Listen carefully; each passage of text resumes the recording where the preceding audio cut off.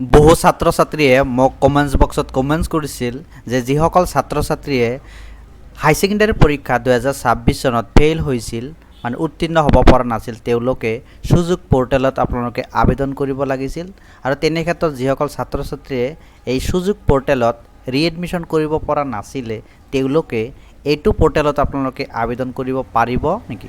বহুতে মোক কমেণ্টছ কৰিছিল যে আমি সেই সুযোগ পৰ্টেলত এডমিশ্যন কৰিব পৰা নাছিলোঁ সময়মতে, এতিয়া আমি এডমিশ্যন কৰিব পাৰিম নেকি?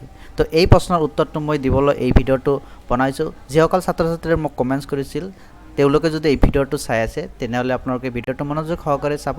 মই আপোনালোকক ডিটেইলছলি কৈ আছোঁ যে আপোনালোকে যদি হাই ছেকেণ্ডাৰী পৰীক্ষাত যদি উত্তীৰ্ণ হ'ব পৰা নাছিল তো এতিয়া আপোনালোকে সুযোগ পৰ্টেলত ৰিএডমিশ্যন কৰিব পাৰিব নেকি?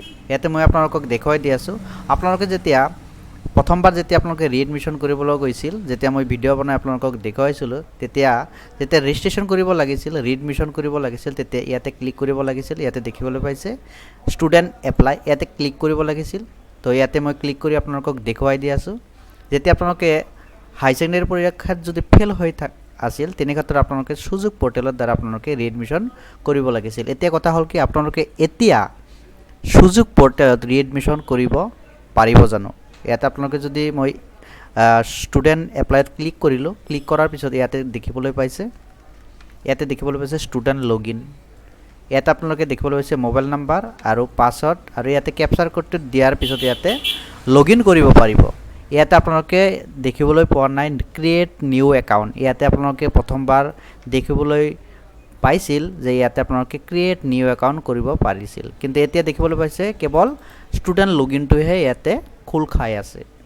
তাৰ মানে আপোনালোকে এতিয়া ষ্টুডেণ্ট লগইনটো কৰিব পাৰিব। আপোনালোকে যদি ফেইল হৈছিল হাই ছেকেণ্ডাৰী পৰীক্ষা 2026 চনত যদি ফেইল হৈছিল এতিয়া আপোনালোকে এই সুযোগ পৰ্টেলত আকৌ ৰিএডমিশ্যন কৰিব নোৱাৰিব। ইয়াতে দেখিবলৈ পাইছে কেৱল ষ্টুডেণ্ট লগইনটোহে অপশ্যনটো খোল খাই আছে। আপোনালোকে নতুন কৰি আৰু ৰিএডমিশ্যন কৰিব নোৱাৰিব। ইয়াতে দেখিবলৈ পাইছে ইয়াতে যদি আপোনালোকে কৰিব পাৰিলেহেঁতেন ইয়াতে আপোনালোকে ক্ৰিয়েট নিউ একাউণ্ট থাকিলেহেঁতেন। আপোনালোকে নিশ্চয়কৈ গম পালে যে আপোনালোকে যদি 2026 চনত হাই ছেকেণ্ডাৰী পৰীক্ষাত যদি অৱতীৰ্ণ হ'ব পৰা নাছিল তেতিয়াহ'লে আপোনালোকে সুযোগ পৰ্টেলত ৰিএডমিশ্যন কৰিব পৰা যিটো সময়সীমা আছিল সেই সময়সীমাটো উকলি গৈছে। আপোনালোকে নেক্সট টাইমত আপোনালোকে সুযোগ পৰ্টেলত আকৌ আবেদন কৰি আপোনালোকে ৰিএডমিশ্যন কৰি আপোনালোকে এক্সামটো দিব পাৰিব।